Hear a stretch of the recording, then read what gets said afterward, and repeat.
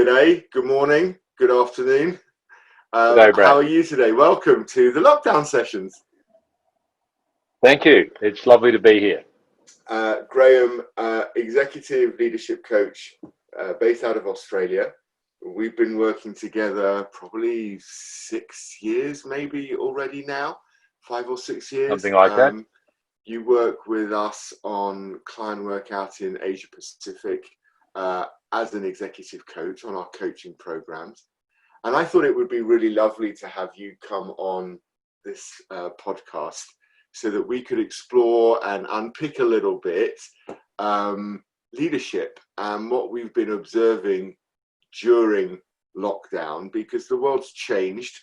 The uncertainty that you and I have often talked about seems to create not just divisive elements across kind of populations, but perhaps even in leadership as well, in public positions.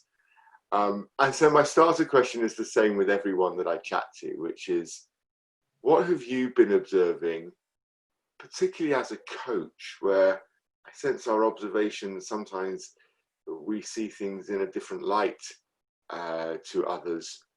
What have you been observing in behaviors during this period, particularly when it comes to leadership?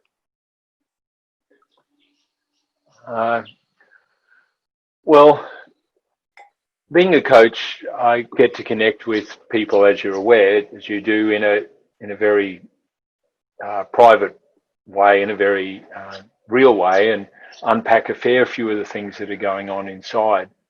So I think there's a whole range of ways that this shift has affected people. It's certainly been a big shift in the way that governments have responded, and that has overflowed into everything that we do.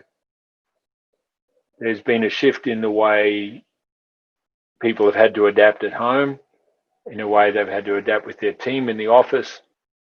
There's been a shift in the way that they deal with the inner sense of rising anxiety. And there's been a shift in the way that they lead organisations and that we see leadership in the broader sense of our communities. I'm not sure where to start. You mentioned like that inner sense of anxiety. How does that show up? Because you're right, we do connect on a deeper, more private level. What do you mean by that inner sense of anxiety? I think all of us manage anxiety all the time, and with leaders we work about how we manage or become aware of leadership anxiety. Now, most of us would think we're not anxious, but all of us could think of when we've left a meeting or even a coaching engagement and we reflect and think, I probably got a bit excited there, or I jumped in a bit quickly. That was probably to deal with some anxiety in us. So we have that level all the time. We've moved into a world now where people aren't experiencing anywhere near the level of predictability and control they're used to. So their inner anxiety is it's like the margins are much smaller. In fact, I can remember going to the dentist for a checkup probably in June, and mentioned some pain in my teeth, and she said, "You're probably clenching."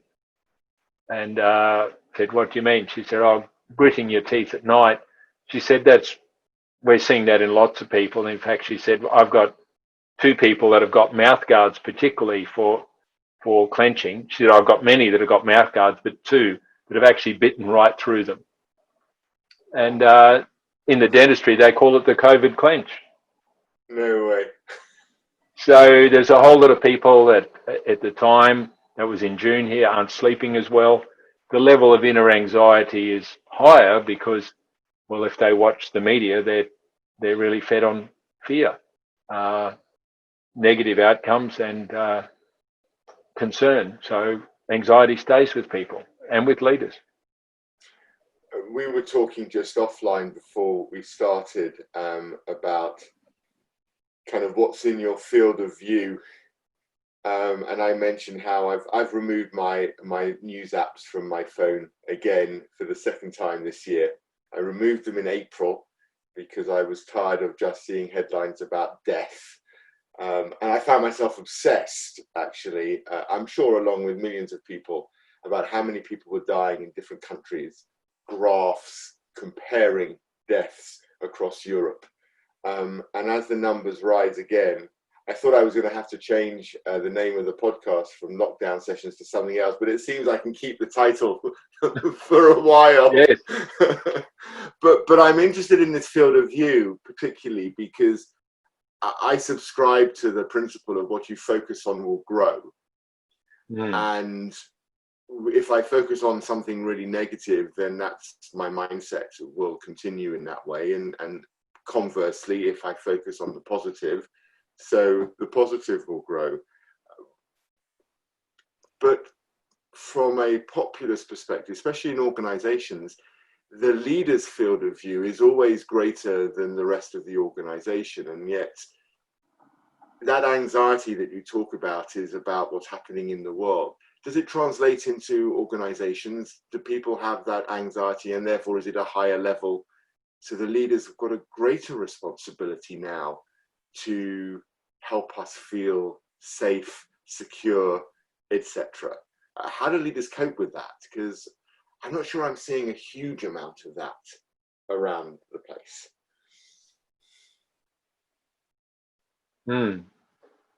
When we say leader, the work I do in what are government organisations have fairly quickly shifted to the leaders being responsible to continue outcomes while providing what the government would consider safe and support for their team, since that's sort of like has to be seen.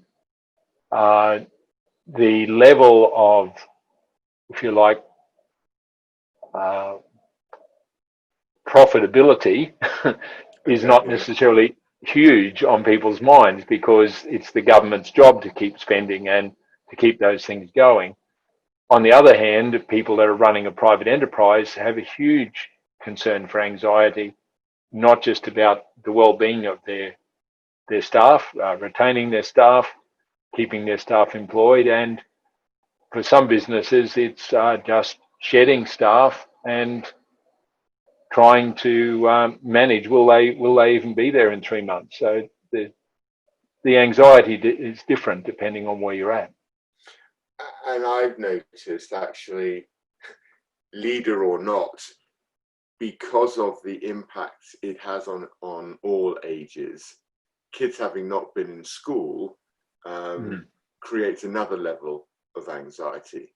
I was saying to people around, just in my own village, we're lucky here. We've got a house, we have a garden, there's Netflix and Amazon, and actually you want to buy something, you swipe right. You want to stream a movie, you put your Netflix on, if you can remember the password. Actually, imagine if we were 4 people living in a flat, no balcony, no bandwidth for Wi-Fi for 2 people to work. I mean, we had our Wi-Fi go down on Saturday here, right, at the weekend. And for 3 days, no Wi-Fi. So I'm running off a hotspot. I'm calling my provider saying, can you send me some hub, please? Because, basically I can't function without Wi-Fi. But there's 2 other people in the house, and the stress that just that causes to feel that disconnected. I wonder whether when you look, particularly say if we look at government leaders, are they helping us with that stress, with that anxiety? Are they leading from the front? I know we talk about leaders enabling others to act, making sure that they encourage the heart to make us feel safe and kind of valued as people. And do we see that from the leaders today? Are you seeing that kind of leadership behavior? That's a great question, and it assumes in answering that I actually possess some wisdom or perspective on that. I think it is very hard for us to be able to make a call that some of our government leaders are making, it's like there's 40,000 spectators for every player, and so I think probably in hindsight, a lot of people will. Well, there's a lot of people with foresight that have been saying from early on that there are important things to consider here. And I think leaders now, there's decisions that they would like to make. There's decisions that they can make because of their ability within their own party or their government. And there's decisions they're willing to talk about because the media has a world of its own in the narrative that it wants to present. So how does a leader lead? They've really got to be able to manage so many different things going on, haven't they? For example, the media is very, very preoccupied with, here in Australia, reporting numbers of cases. They very rarely report, where they do report number of deaths, they never report it compared to what are deaths from other causes as well. So it's never put in a perspective. That's a choice of the media. Now, whether that is correct or not, I don't know, but I haven't seen any other leaders wanting to contextualize that. So any leaders, so they have a big choice to make about how they're marginalized by the media, as well as how they want to lead the country. We have some great examples of poor leaders here in Australia. Different state leaders have made decisions that many would think are very partisan. So there's lots of questions about that, and I suppose from a leadership point of view, we would like all of our leaders to be willing to outline their decisions, give the basis of their decisions, rather than rather meaningless maxims about staying apart will keep us together, or staying safe. What's the basis of their decision? What data have they used, since most of the modelling seems to have been incorrect? And how are they considering all of the factors involved here, not just whether they can pick their sheet as having the minimum number of so-called cases in their area? Now, that's probably full of my perspective on that, but I think a leader really needs to consider many factors. And where we have a leader saying, I'm just following the advice of the chief medical officer, it really sounds like an abdication of leadership to many people. Well, especially when, from all of my experience of working with people in the medical field, if I put 5 doctors in a room and ask them for their opinion, I'll get 8 minimum. Yes. So based on that, whose opinion on what day and based on what model? And yet when you look at organizations, and I've seen it myself with my own clients, some leaders have really shown up in a real positive way. They are experimenting, they're showing vulnerability, they're not trying to be, I'm okay, I'm here for you. It's not just about that. Actually, it's, I'm not okay. We need to do this together. There's a collectiveness about it. And I was talking to one leader last week who was saying that they felt it was their responsibility to show no vulnerability during this, to really, be the alpha and lead. And we unpacked it a little bit, and it turns out that they probably got this clenching thing going on. They weren't sleeping particularly well. They weren't eating because they were worried not just about their team and whether or not there was a reorg coming, but their own roles. And I asked them what impact it would have if they shared with their team how they were feeling. And actually, the only impact that was negative was a story in this leader's head that leaders don't show weakness. I wonder, and I'm curious, when you look and I'm assuming wisdom. I'm putting the wisdom on you, by the way. So I'm giving you that that wisdom. How can leaders, maybe in organizations, show that vulnerability to enable their people to feel comfortable showing it? Because I sense that's going to be really important for psychological safety, for example. For me to want to share with you, I need to know you can empathize with me. And if you are, everything's okay, I'm okay, you're not okay, I don't know if you can show that kind of empathy. I think you've made a great point. I think people are really looking for that. What they're not wanting is the slogans and the statements that are pretending that, but not necessarily opening up. I think there are, as you've said, a whole range of leaders that have had to work through. I know leaders in their own business who've had to do a very meaningful journey with their staff and share with them about just where the business is at and where they are at.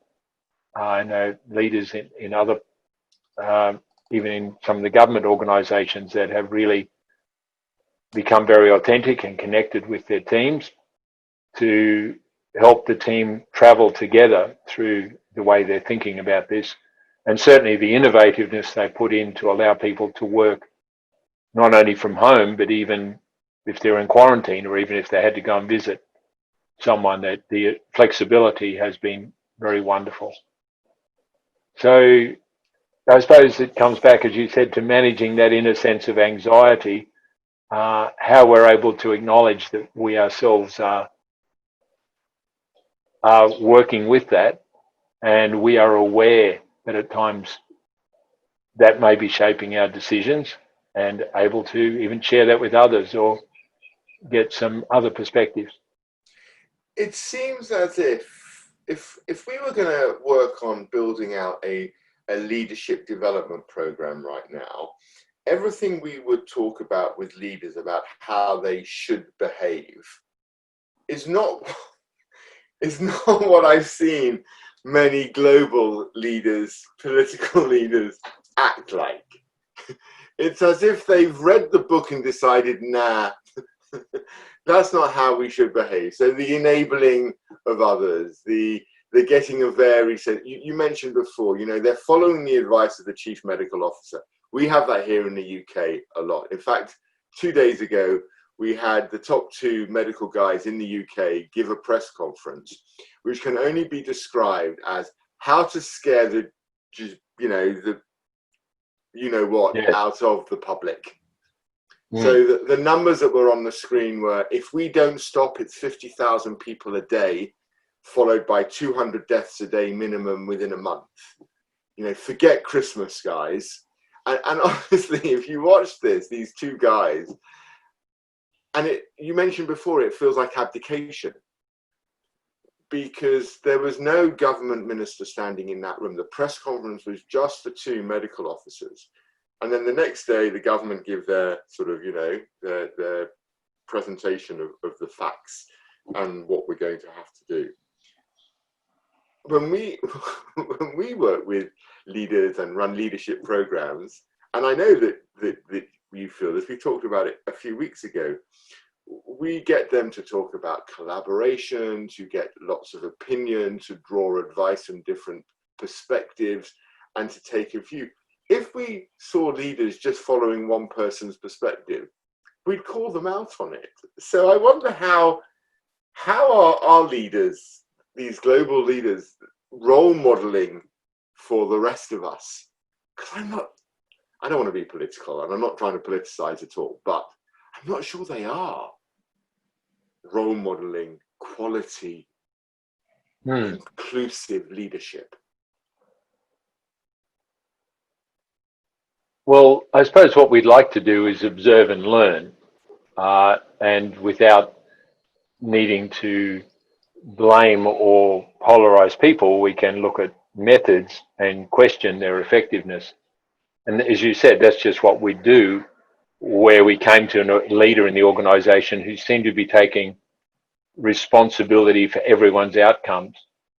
We'd be helping them with the concept that the fruit of good leadership is another leader, not a compliant follower. Yet many of the responses we're seeing here is about increasing more and more leaders' powers and forcing compliance on people with prescribed behaviours and fines. So people are able to take less and less responsibility for their own health, well-being or outcomes. When in vast numbers of areas of life, people do take responsibilities for their health outcomes, whether they decide to jump out of a plane, ride a fast motorbike, here in Australia, go surfing where the sharks are around, people take responsibility. So we are seeing a sort of a very strong sense of leadership that is more about taking control. And sometimes that's a trap in complexity, that leaders tend to seize more control because we're trying to get predictability, or follow a simple story, because the simple story allows me to just say, I'm following the advice of the Chief Medical Officer. That's simple. Here it is. Our life loves a story, and we were all responsible for falling into simple stories to explain complex things. But it's not just complex, is it? It's more than just complex, because it's complex and it's uncertain. So maybe that compliance that you talk about is their hope for making things more certain. Follow this story, because actually that's what we know. Well, I suppose we'd like to say that. There are vast numbers of people that have done modelling for this, just like there have been for all sorts of events. I mean, the last 50 years is decades full of people that have modelled oil crises, food crises, weather crises, Y2K. The modellers have had a great day. The number that have actually got it correct could probably be collected into one hand. Yes. So I suppose if you have particularly dire models that are proposed and then they don't come to pass, then most people could say, oh, I think the leader's doing a good job because, well, at least we're alive. But it can tend to become a rather simple story that's not taking into account the many factors that need to be included. You just reminded me and triggered a memory of 1999, when the Y2K modelling suggested that at midnight on the 31st of December 1999, moving into 2000, the world was going to collapse, wasn't it? Every computer was going to shut down. The chips weren't designed to do that click. What would happen when it clicked to midnight? And nothing happened. We all fall out of the sky. Yeah, we just celebrated and sang together. Yeah. But there were posters everywhere. Maybe people look for certainty. I know that. And as human beings, our brains are designed, actually, aren't they, to place things in concrete knowledge. We like to know things that will happen, because when things are not certain, we become less stable. And it's the minority of people who live with uncertainty very well. Well, certainly I'm speaking to you in the UK and here in Australia, in our Western society, we love certainty. We love the fact we turn on the tap and clean water comes out. We turn on the switch and the light comes. We book a seat on an aeroplane and we go when we get that seat. There are huge numbers of people, as you've traveled more than me, in the world that don't even have certainty on those things. Right. And they have learned to live with a great deal of uncertainty. We have made it almost necessary for our lives to live. And we expect I will just press the button, an Uber will come within 3 minutes and I will get there in that time, and the traffic will all be okay. And if it's not, then we have a bad day. So you're right, people have a high expectancy of certainty, and this leaders are trying to give some certainty when very often they can't. So I think some of the work done on leading complexity suggests that leaders and people have got to move from expecting certainty and not try to give it. What they can often give is clarity. I think you mentioned that about leaders before, willing to be vulnerable, willing to be aware of what certainty we can't give, but give people clarity rather than pretending it can be certain. But then it goes a little bit to your point from earlier, which is, the desire of compliance. And I think Australia and the UK are relatively similar in their ability to be compliant at the beginning, but not for a sustained period of time.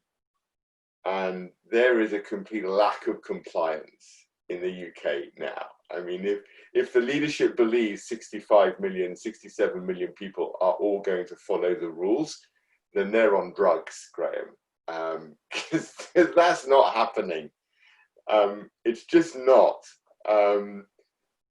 There isn't that ability. And I suppose part of that uncertainty creates even more extreme behaviors. Because you're right. I was talking to a coachee at the beginning of the pandemic stuff, that when it hit, based out of Pune in India, and was asking him how he was. And at the time, it hadn't really hit India. But he has access to, global news outlets. He has, his a smartphone. He's working in a tech company. But his family live in a village in the north of India. And he said to me that the thing that worried him was that the way to keep safe was to wash your hands. And he said, the presumption there is that you have running water in your house. Yes. The other way to keep safe is to socially distance. The presumption there is that you have room in your house to socially distance. He said, neither of which my family have. So his mother and father still live in their village. They do not have running water. So how are they meant to wash their hands? What happens if they do have some soap, which he says is not always the case? And it's like the perspective there is both humbling and haunting. And as you say, when you just see data that says cases, India looks in pain because as we sit here today, they're creeping up to nearly 100,000 cases a day. That's a lot. And yet there are places in India that have created their own herd immunity because 80% of the community have had the virus. They all have antibodies. And actually that's, I think, something that they tried to do in the UK in a stealth way. It didn't really work because less than 0.5% have got it here with antibodies. I did an antibody test, by the way. I had to do a COVID test, very unpleasant. And then I did an antibody test. Got randomly selected by the NHS. I was kind of slightly disappointed when it showed that I didn't have the antibodies. I kind of was, you had to prick your finger with this little sort of gorge and drop some blood into a sort of little templated box, and then pour some solution into another bit, and it mixed. And then you had to wait like 3 minutes. And they had these lines, 3 lines that could show up, red or blue. And if it showed up blue, you had the antibodies. And I kind of waited 3 minutes, and then the red line came very clear. So no antibodies. I'm like, oh, I'll just give it a few more minutes in case another body gets in. No, it didn't. So I don't have the antibodies. I wonder though, so we've talked about leadership a lot here, and I'm thinking from a coaching point of view, how could coaches maybe help in this situation? Because you're right, we have quite a privileged position. We create environments where people share quite deeply and intimately, if you like. I wonder if there's responsibility, maybe too strong a word, but I'll use it. A responsibility on us as coaches to enable people to move through this I don't know, uncertain time. Is there something as coaches that we can do, perhaps that helps both leaders and their teams? Yeah, I think that's a good question. I think probably for all of us, and coaches particularly, if we have taken a role in helping other people to thrive, then this season we're going through is just another part of a complex and unpredictable environment that is 2020. We can't make it go away, so we've got to get stronger through it. I think there's a responsibility on us is perhaps to reflect as we have and think deeply about how am I leading myself through this? What am I learning about managing my own anxiety and leading myself? How am I managing the impact of a narrative on me? Or what's my sort of true north in how I'm progressing? I think we've got a responsibility to help leaders look for how they can thrive and what's important. And I know a number of leaders have said, well, particularly ones that can work from home, some leaders can't, they've rediscovered the contact with their family and time with their children. I think many of them have rediscovered their home as a haven because they've been required to set up the office there and even told to stay there. And so there's lots of home renovations happened here, and people have enjoyed their, depending if, as you said, if we have a yard, or we have a yard around our home here, but I mean, if home is a unit, then they don't have access to that. But have discovered how to perhaps reprioritize some important relationships and important parts of their life, and also how to enhance the humanness of their leadership, because they've found that they're not getting that through the video connections. They've got to consciously go out of way to create humanness and have laughter experiences that you don't get in this very functional emphasis. So I think we've got to help people find whatever jewels they can in the journey, and also to be able to reflect deeply for them about what they're learning about managing leadership anxiety and how they are becoming that leader that is there providing a place of strength and identity for the people they're working with. I like that. I asked a member of my team who you know well, I asked her I shared with her my learnings over this period, and I asked her to hold me to account when I started acting or moving away from what I said was really important.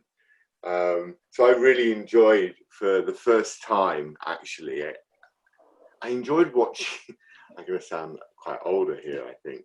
I really enjoyed watching my garden change between like March, April and May. Yes. So normally I get up early, I leave the house early, and I come back relatively sort of late, sort of 6, 7 o'clock. And then I normally shoot straight out to walk the dogs and then come home for some dinner. My way of unwinding is I go and walk the dogs after a day with clients. But I was sat, and I positioned my office so that my computer was just to the side of a window.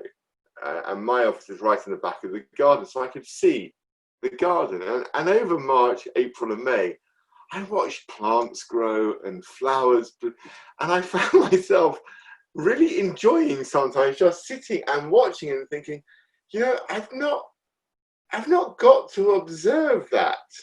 I've lived in this house for like 15 years. I've not got to observe that. Or a particular plant that was planted like 3 years ago, and I noticed how the branches were starting to kind of stretch past the window. So I started to log it, like how far it was growing. And so observations for me was something that I found really, as a learning, was nice to be still with all the noise. And I wonder if that's for me. So I've asked, my team member, I said to her, look, if you notice me not being still or acting in a way that completely debunks my profession, my protestation that I'm going to be still moving forward, to call me out on it.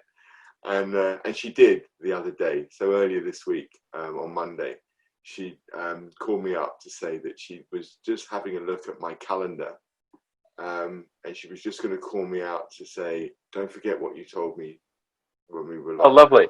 But it's that opportunity, isn't it, to step back and reflect.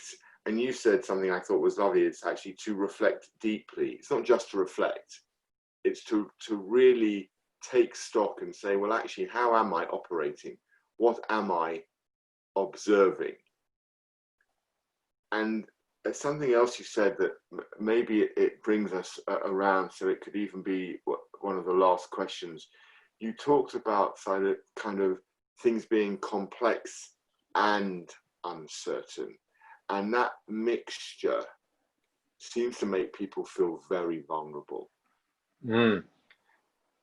As leaders, do you feel, in your experience, that it's the leader's job to create that simplicity that stops people from being uncertain and worried, unsafe?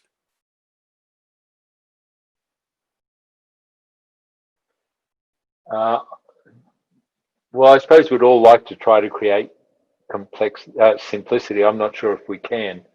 It's about, I think, certainly for me, and work with leaders to how can I become more comfortable with complexity? How can I learn to hold myself in a place of ambiguity, complexity, and uncertainty, and rather than trying to diminish it, actually be able to grow in my identity so that I can be there and bring the best part of myself. So when we are not able to manage complexity, we tend to overuse our strengths or even overuse patterns that are less helpful. When we can become aware in the midst of it, then we can step out of that trap and actually bring ourselves in a better way. I think it's a leader's job to aim to lead themselves in a way that gives other people confidence and clarity, not necessarily certainty, and to help people be aware of the impact of some of this complexity and help them bring themselves in a better way. I love that, actually, when you say it's about clarity, not certainty. In fact, nothing is certain if we take a holistic perspective at all, because who knows what will happen later when I leave the office. But clarity, knowing what I'm going to do, I can be certain in that clarity. And leaders, maybe they even have a responsibility to not make things simple for me, but to make things clear for me so I can make informed choices. And maybe that's where I feel I haven't seen that clarity from my leaders here in this country. I'm not going to comment on others because I'm sure that would get me just into trouble. And maybe part of it is, some people have a skill, don't they, in minimizing.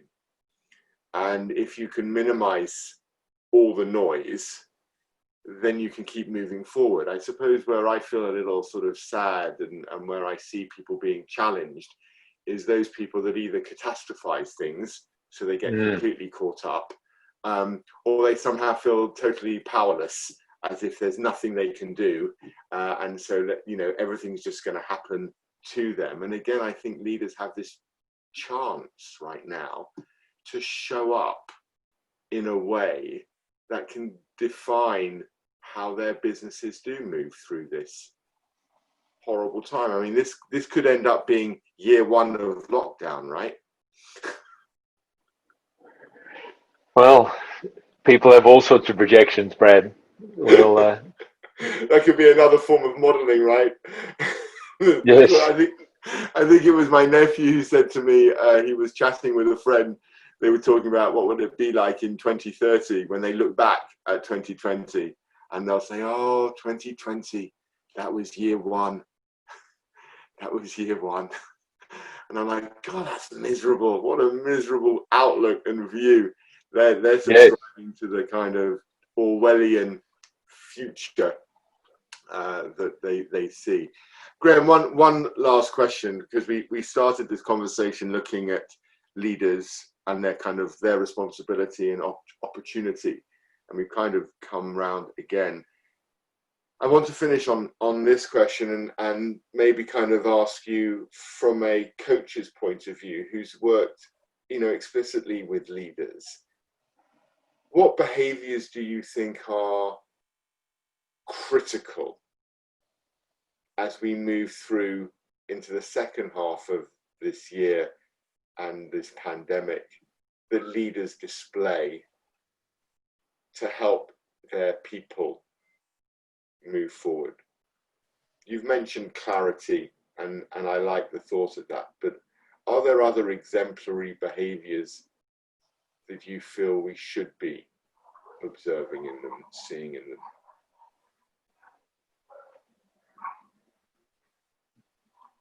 Again, this assumes that this is a personal opinion.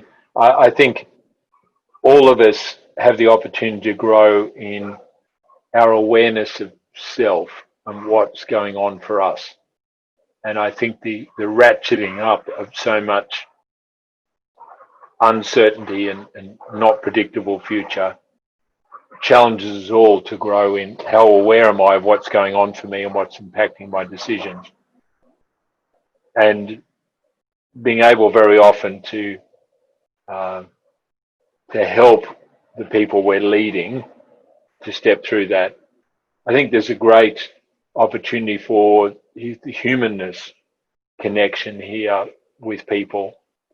And I think that's become highlighted for many, how important the humans are and the ability to connect, even if we can't be physically with people, or where we can't, to find a way to bring some sort of connection, because people, if they're feeling threatened, if their identity is at risk, which it generally is when we're uncertain, then affirmation and support and vision of pointing to a positive future are all very helpful for people.